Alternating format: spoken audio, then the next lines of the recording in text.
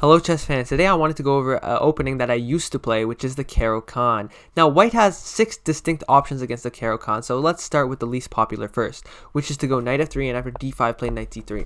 And here you have a few options, which are mainly to go bishop g4 or takes here or knight f6. Bishop g4 often leads to positions where white simply has the bishop pair, but black has an extremely solid center.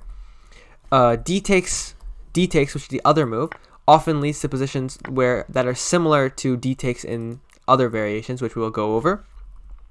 And the final move that you can play here, which I recommend, is to go knight f6 and after e5, knight e4. There's lots of theory here, but it's not that pertinent to know it. All you have to know is that your queen's coming to b6 and the pawn goes to c5, and usually you block your bishop. So that's the knight f3 and knight c3 variations, but most of your opponents will put a pawn in the center. That's simply the most logical thing to do. And here the whole point is to go d5. And the idea is that you have to recapture this way.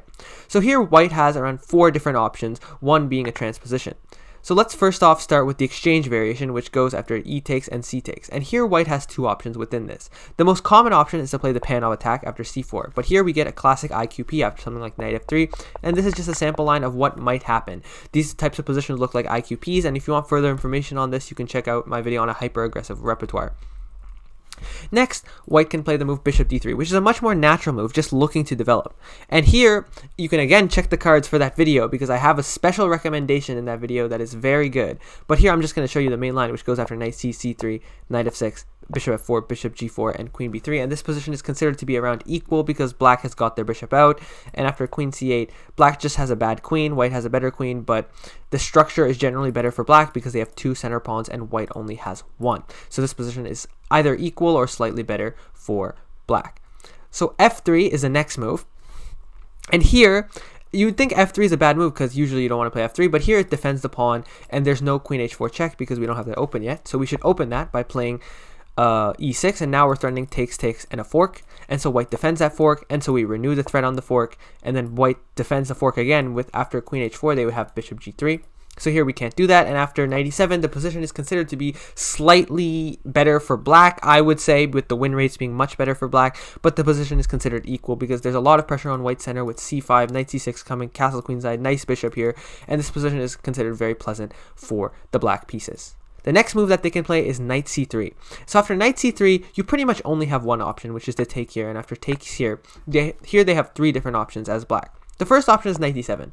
And I really dislike knight c7 because after knight f6, we're pretty much just going to have this bad bishop. For example, the main line goes with something like knight f3, knight here, knight x6, knight f6, and knight e5. And this bishop is just going to pretty much be bad forever after something like e6 because bishop c4 was threatened. And I just hate these types of positions for black.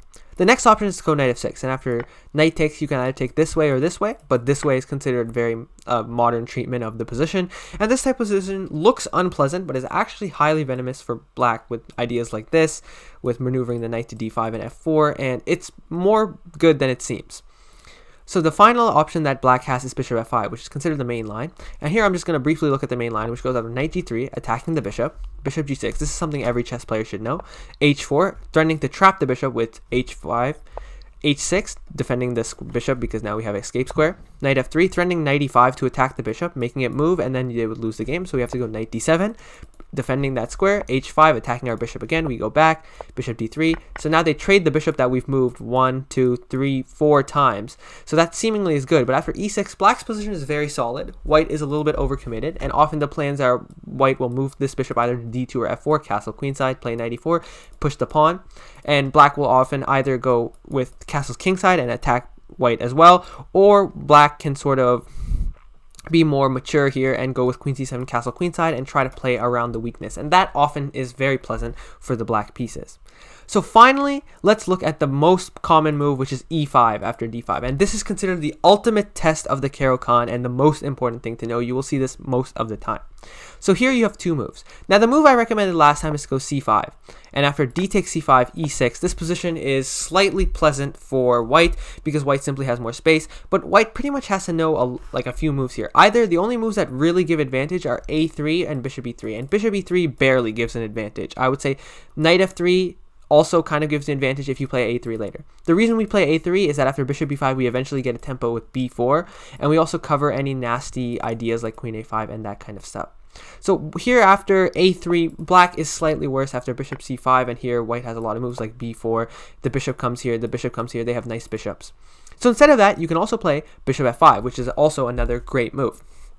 And here, white has two options, either to immediately target this bishop, because we do notice this bishop is often light on squares in the Caro-Kann. And the way to do that is with h4. And after h5, white simply argues that the position is better with the insertion of these two moves. And honestly, in the modern times, we've seen that playing h5 is a very good idea in most positions, and this pawn is usually going to become weak because we don't want to play g6 because that traps our bishop. So h4, h5 is definitely a reasonable inclusion to do, and it's not the worst move in the world. But often after this, white will go like this, and after queen takes, and something like this, the position is considered to be roughly equal.